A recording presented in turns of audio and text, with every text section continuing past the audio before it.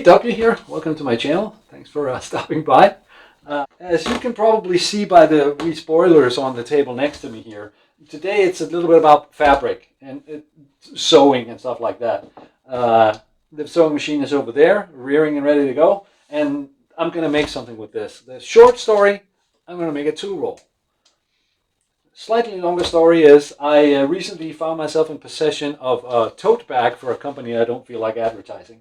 So what I had was a quantity of this very nice, sort of durable, heavy-duty cotton fabric, and I thought, what can you do with that? And then I remembered I'd watched a video. I think it was Becky Stern's Christmas video. Actually, I'll link the video below if I can find out which one it was, where she makes sort of offhand. It's just sort of, and then I also made a tool roll out of waxed fabric. And I thought about that when I had this. I thought that would be cool. So, and also like a tool roll is just a straight piece of fabric with some seams in it. So it's a good opportunity for me to practice with a sewing machine. And it's not like I desperately need a tool roll. I do sometimes bring tools, and when I do, I wrap them like in a t-shirt or something like that, or just put them in my bag and they rattle around. And it's not great. But I'm primarily doing it because it seems like a fun little project. And I've got wax as well. I'm gonna wax the fabric too. So yeah, that's the project, and I think we should just go ahead and get into it. Now, so I was thinking, I would like to accommodate the longest feasible tool that I'll put inside of a tool roll. And it's probably not going to be a hammer or something like that, but it could be something like this, a pretty long tool. There's extra length screwdriver. That's a pretty long tool. Or I don't use this as much. This one. It's an angle thingy. I don't know what you call this.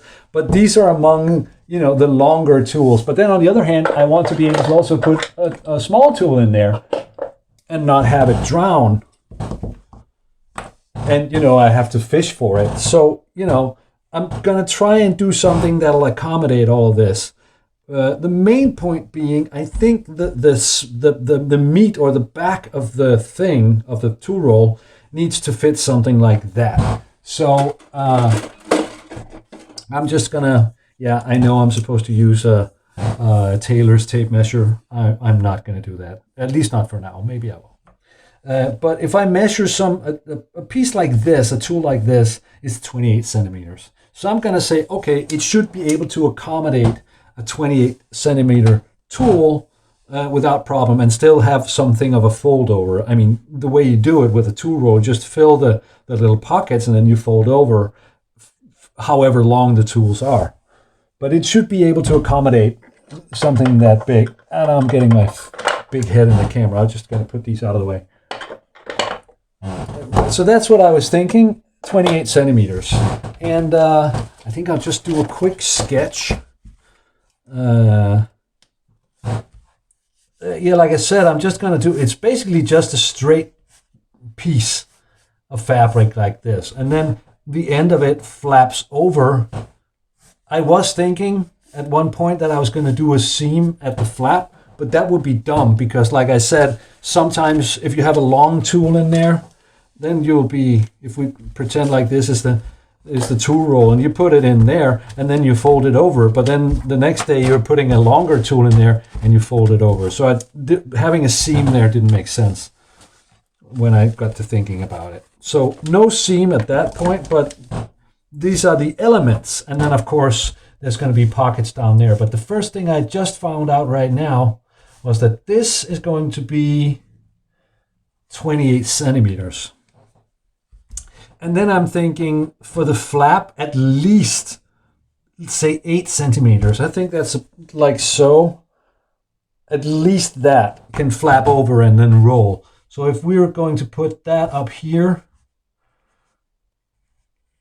8 centimeters. And then I'm actually thinking that I'll do something like this.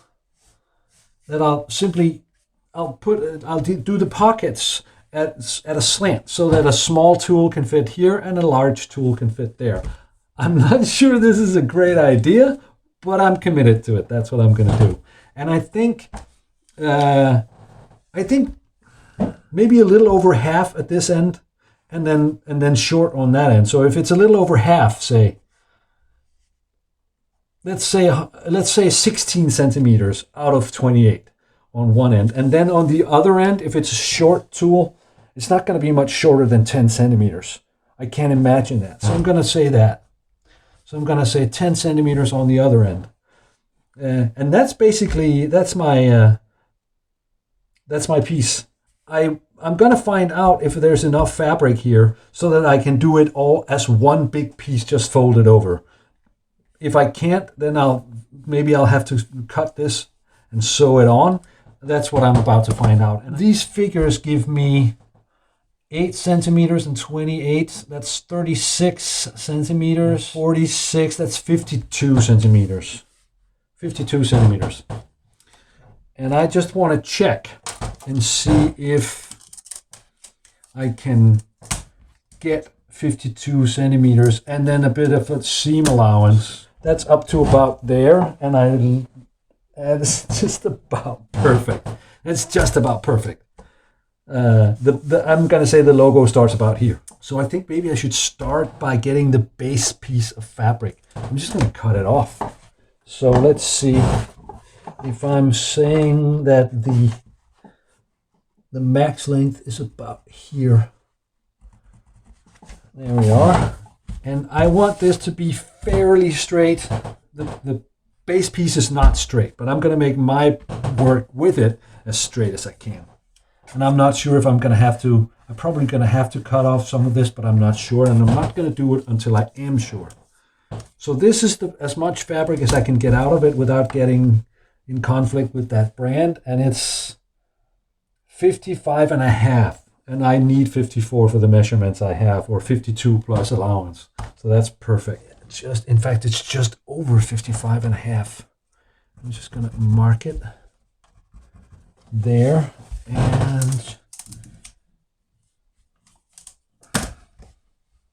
just over 55 and a half there. And I'm going to deploy a tool that I love. This thing. It's a fabric knife, and it's amazing. Check this out.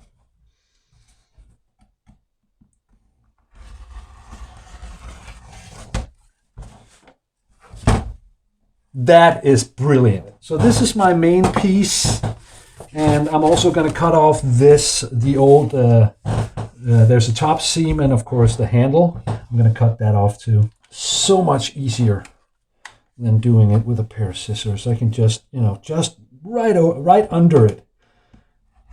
If I can get the blade in. There we go. So there's my piece of fabric. It's going to go like this, and then the tools are going to go in here, and then it rolls over. So what is it that you do? See, like I said, it really isn't straight. I'll straighten it. I'll straighten it to my own satisfaction. No, but what I was saying is that's how you do it, right? Then there's tools inside in the pockets, and you put the flap over, and then you roll it. That's why we call it a tool roll. So there's a bunch of tools in here, and then what you do? Well, you tie it, right? That's what you do. You have a sort of like a string. And I was thinking, do I put a string on the back? Do I put a little loop anywhere? Is that what I'm going to do? I was thinking about using some of the fabric to make my own ribbons. Just cut strips and fold them over and sew them so that I made my own ribbons out of the same fabric, and so that the ribbons would look like the seams. I thought that might be cool. But then I remembered two things actually came to mind. One is I already have this thread, the orange thread. You can see it's the same thread that I'm using in my, or that I used in my apron here.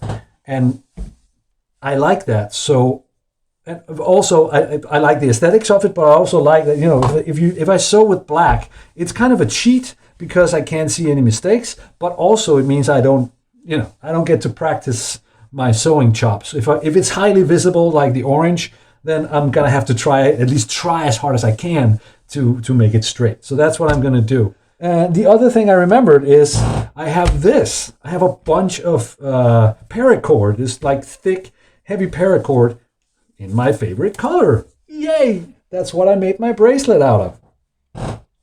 So what I'm going to do, I'm just going to get a piece of this and I'm going to put it on the end here. And then, when you roll it over, you just take these two ends and put them around. I think I'm going to keep these edge seams. If I cut this edge seam off here, the next thing I do is fold it over and do the exact same thing. So I'm going to keep it. I just need to get rid of all these little bits of black thread from when it was a tote bag. And I'm going to stitch those and keep those as if they were straight. I think I'm just going to see if I can square it on the ends. And I guess one way of doing it is just using a big old square,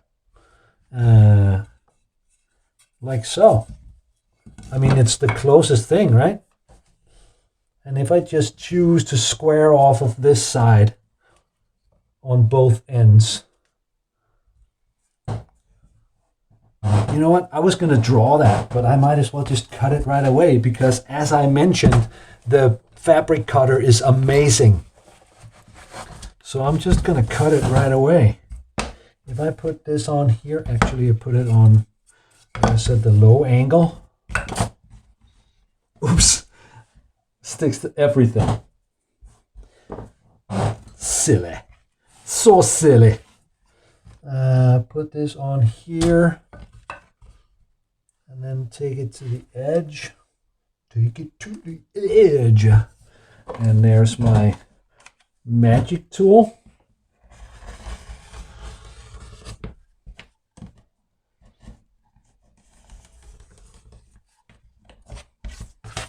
I'm going to square it off of the same side on the other end.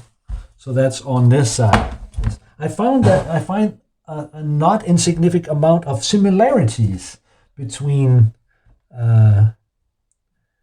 woodworking, which I've done a lot of and I'm trained in, and fabric work.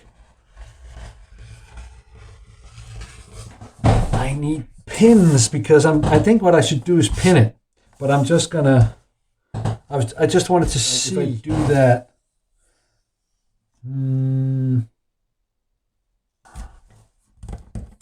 I think I need to. I think what I need to do is stitch it over the ends, and first. Then after I've done that, and then I stitch it together so that I'm stitching the fabric together. But I'm also stitching down this seam. I shouldn't do that. If I do that, this is going to come on the outside first. This side, and then this. Also, if I'm doing this. If I'm slanting this off, this has to be sewn first and then sewn onto. What's going to happen is if I stitch this first and then I stitch this.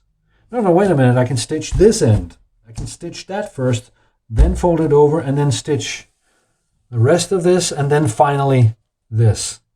That's how I'm going to do it. So there it is. And I think if I cut that and then fold that, and stitch it. And then the second step is folding this over like this and stitching these all the way to the end. And then the third step is folding this over and stitching that. And then the final step is stitching the pockets.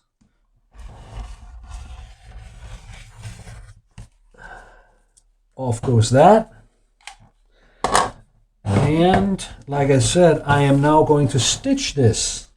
And I'm going to show you another brilliant thing I found when I was shopping for sewing supplies. This is double stick tape for sewing. So instead of putting a ton of pins in order to pin this over a centimeter or so that I can stitch it, I'm using double stick tape instead.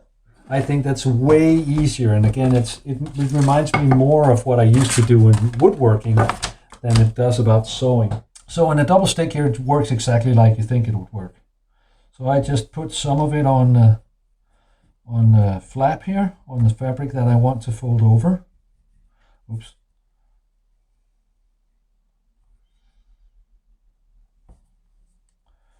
At about where I want it, just shy of where I want it to fold. I do like this, And I am not using my fabric scissors for this. Thank you very much. I use my all manner of different stuff scissors. Get off the backing. There we are. And then I fold it over at about 1 centimeter and press it down. And that's all there is to it.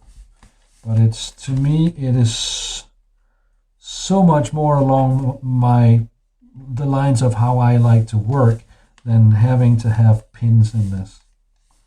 There we go. Looks fairly straight. And I think what I should do before I sew, at least on this end, now I'm getting the fabric scissors, and I'm just cutting off this corner. There we go. Off with that.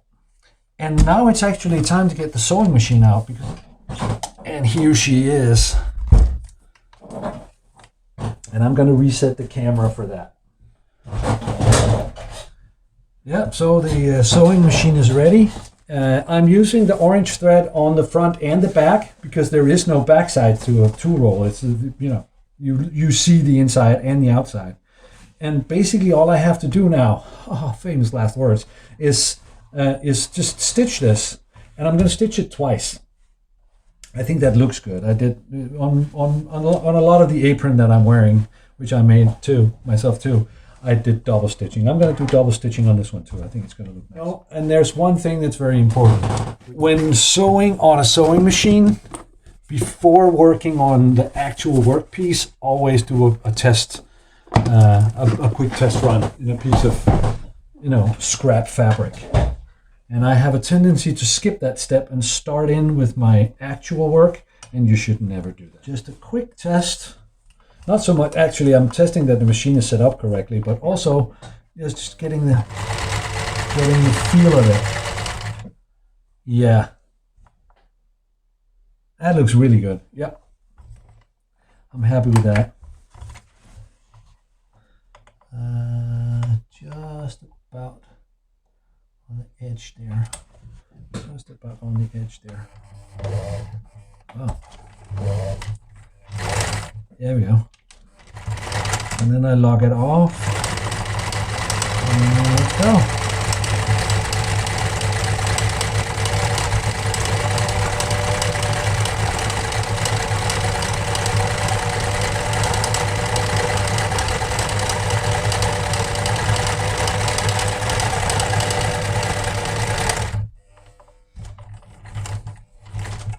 I'm helping the machine a little bit with my hand here because the fabric is so thick, but I don't actually have to. It is extremely powerful.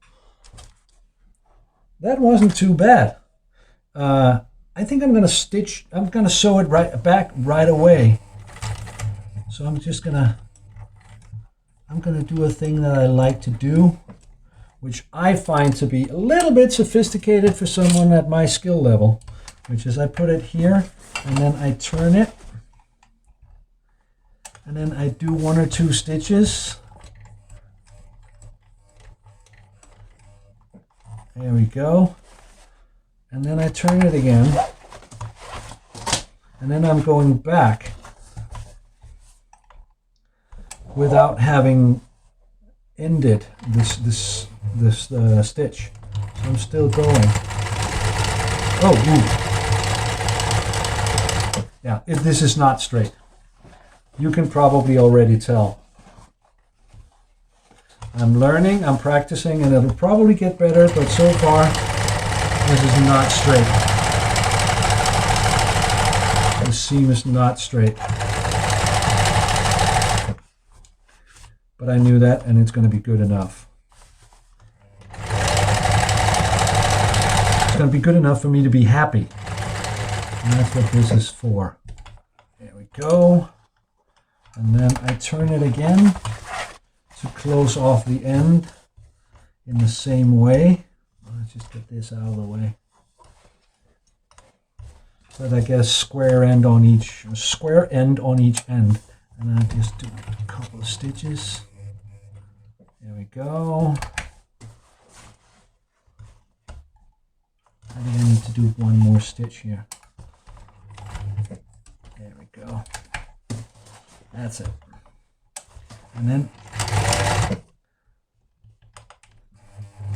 knock it off. There we go. And see, the under thread didn't even catch.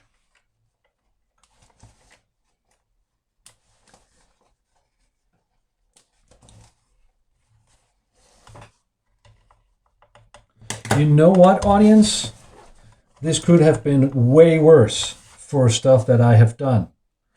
I still don't understand why it jitters that. I mean, you can see that my seam jitters. Oops. It's sort of straight, but it jitters, and I don't know why. But reader, for me, this is pretty darn good. All right, next step requires getting the sewing machine out of the way. But the next thing, like I said, the next thing is I'm gonna flip this, unfold it, and then I'm gonna stitch these sides all the way through. And I don't think I need to double stick that. I think I'll just use pins for this because it's not as fidgety. That is pretty good for eyeballing. Anyway, pin it. And let's just do a test measure on the other side. Excuse me while I go on the floor and pick up my tools. And that was supposed to be 10. That is, again, pretty darn good. Pin it there. But by the way, like I said, I'm going to wax this when I'm done.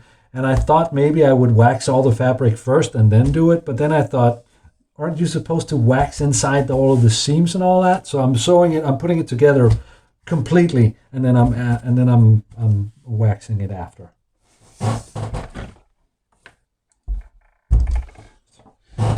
Like I said, this sewing machine is really powerful, and that's a good thing because I'm up to 4 layers of fabric here, and like I said, it's a pretty heavy fabric.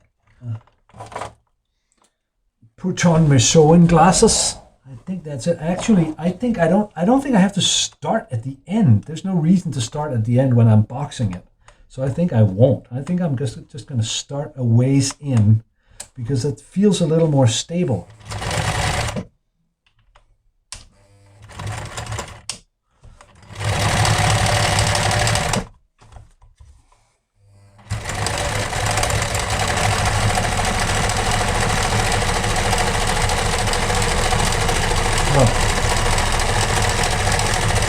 Well, that time I wasn't surprised that it's slipping. I could feel it. Well, I'm maybe surprised at it. But you can argue that the box thread is, I've just decided to call it that. The box thread is a little unnecessary on this end here because it's going to be folded over and stitched down. But there's no reason not to do it. There we go.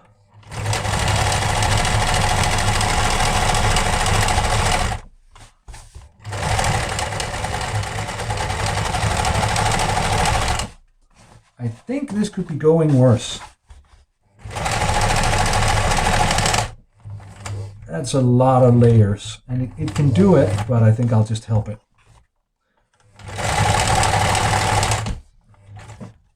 Just get these out of the way a little bit.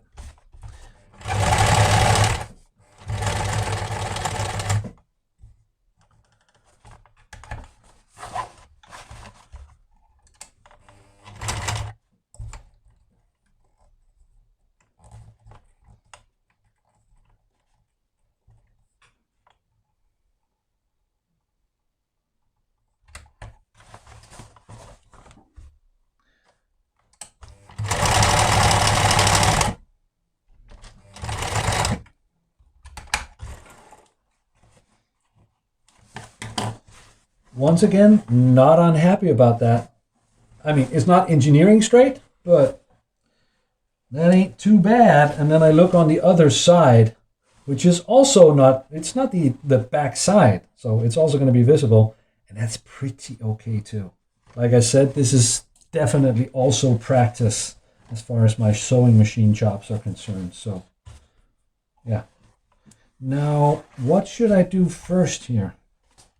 I think I'm going to go from sort of like the same place, like here. Just about here.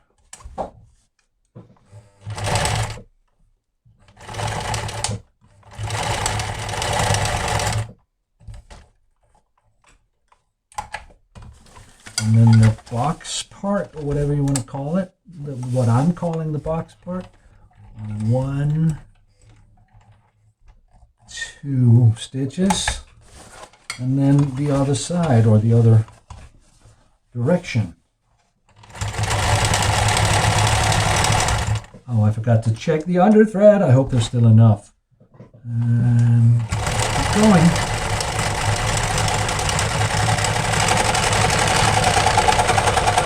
Yeah, you can hear it. That's when the layers double up. But, yep.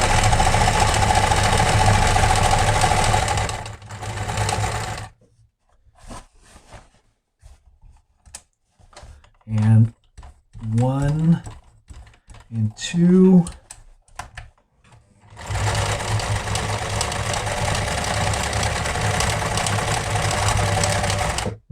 It's catching.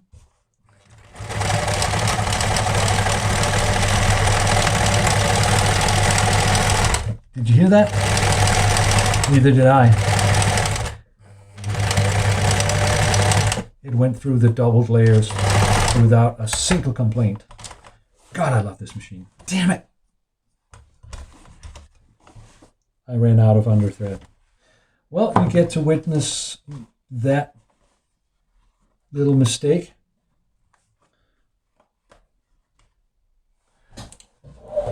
I ran out of underthread. So I have to de-thread this because I have to just spool on some underthread.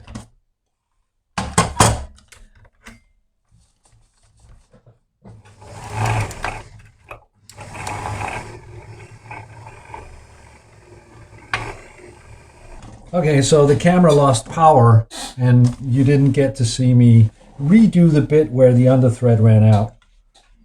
Actually, you're gonna see me redo it again because I can see there's something wrong here. The thread is looping. I'm seeing that just now. I think I'm gonna have to redo this bit. So this is not good. This is not good. I'm just gonna cut this thread here and see how much of it is loose. So maybe I'm gonna have a few more double stitchings on the front there, or on this on this seam here, but that's okay. So I just get rid of all the whole part of the seam that didn't go well. I'm just getting rid of that and redoing it. And like I said, with another couple of these, that's fine. Test, please. Because I've rethreaded it. And I just want to make sure that it's still going the way it's supposed to. And that may be overdoing it, testing in between threadings. But yeah, makes me feel better. Makes me feel safer.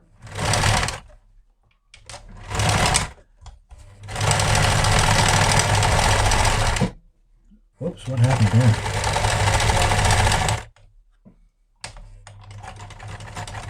Okay, so the thread the seam that got messed up is now fixed. Crooked as all get out, just like all my other work.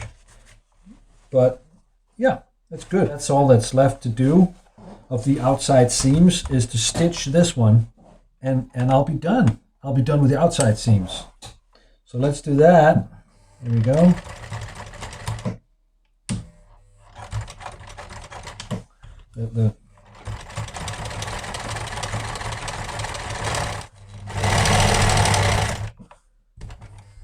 There.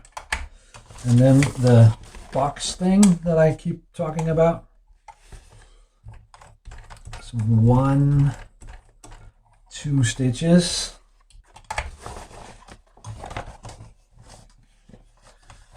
And back it along the same line.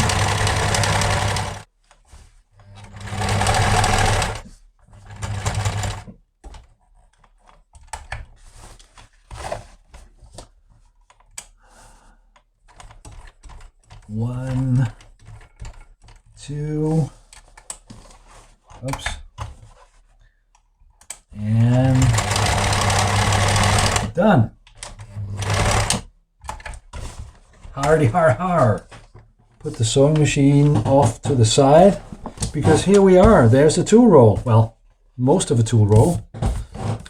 Flap, roll. Final thing I need to do is decide what kind of pockets I'm gonna make. And I'm not actually sure. What are the pockets supposed to do? Well, I'm gonna put like a couple of tools in there maybe. And you know, oh, I need a couple of so and so, and I am also bringing like a pair of pliers, and I'm also bringing the long thing that I used as an outside measurement.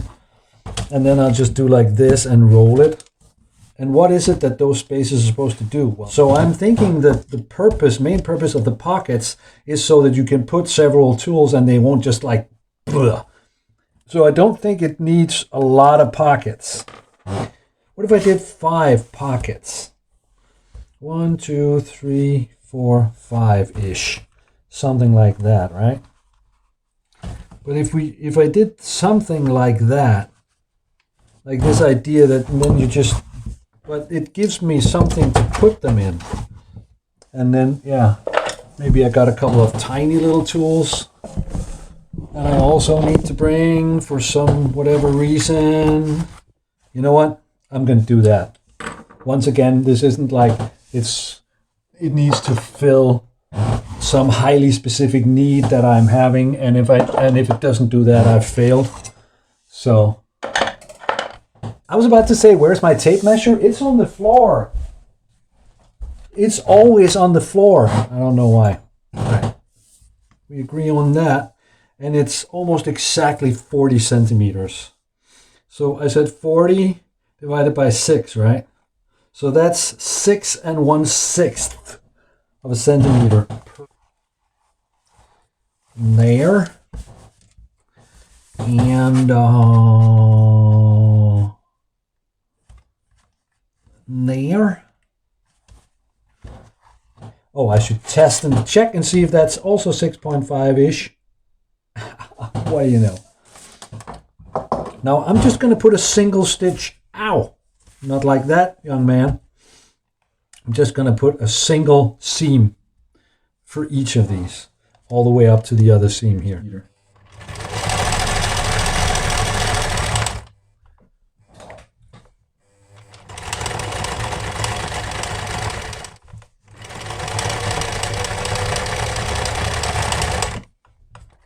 Yeah. Right.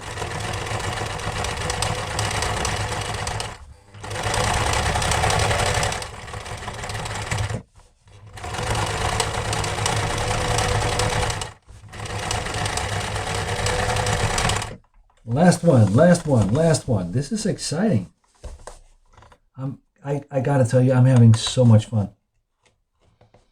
I don't use my sewing machine as often as I'd want to.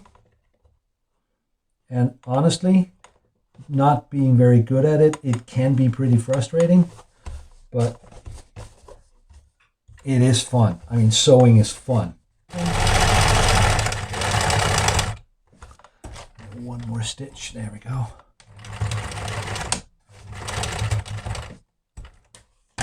Ladies and gentlemen, we have a tool roll. You know what I am? I'm happy. So, there. I'm just sticking some tools in my tool roll because I'm going to go somewhere where I need some tools, man, and stuff like that.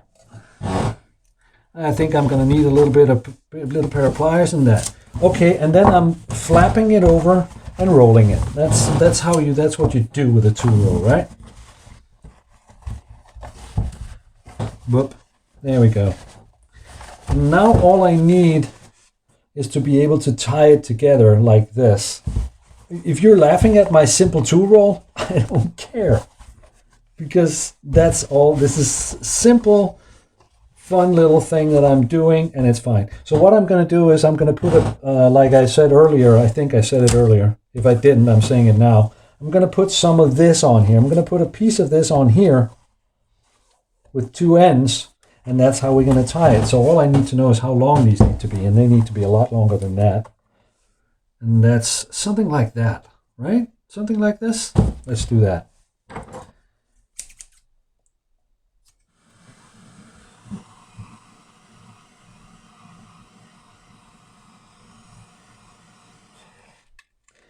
Yeah, if you think my burner looks suspiciously like one of those creme brulee things, you're absolutely right. Always remember when you do this, when you melt an nylon cord or plastic cord like that, don't touch it right away. It's like it sticks to the skin and it burns. Yeah, and I'm making this for myself, and I think I'll be prone to do like that, like with the tools on that side. And then I'll roll. I think that's how I'll be likely to do it.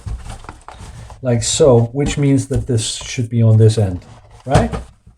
But I'm gonna put it on here, and I'm gonna put it on right above this thing here, which will put it sort of in the middle of a short tool. I think I should hand stitch this on here. I'm gonna do that.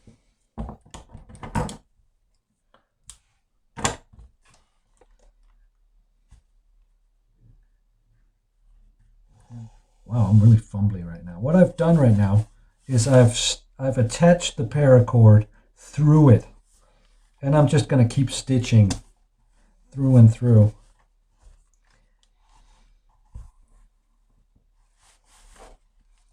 I have a new camera set up in my workshop, or I'm using a new camera approach, I guess you could say. I've been using my regular phone, the phone I used for a phone.